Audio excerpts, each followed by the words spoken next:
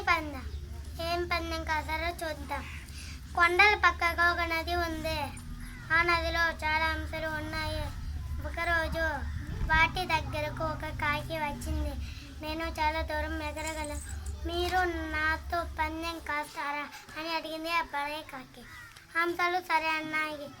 కాకి హంసలు నది పైన ఎగరడం మొదలుపెట్టాయి. కాకి తన శక్తిని గమనించుకోకుండా వేగంగా ఎగురుతుంది. హంసలు తన శక్తిని మించకుండా నెమ్మదిగా ఎగురుతుంది. బడాయికి పోయి ముందుగా ఎగరడం మొదలుపెట్టిన కాకికి అలసట వచ్చేసింది. ఎగరలేకపోతుంది. కళ్ళు తిరిగిపోతున్నాయి. నదిలో పడిపోతుంది. హంసల రాజు దీన్ని గమనించింది. నదిలో పడిపోతున్న కాకి తన ఈపు మెనకు చేర్చుకుంది. ఆవలి ఒడ్డుకు చేరింది. కాకికి తన తప్పేంటో తెలిపింది.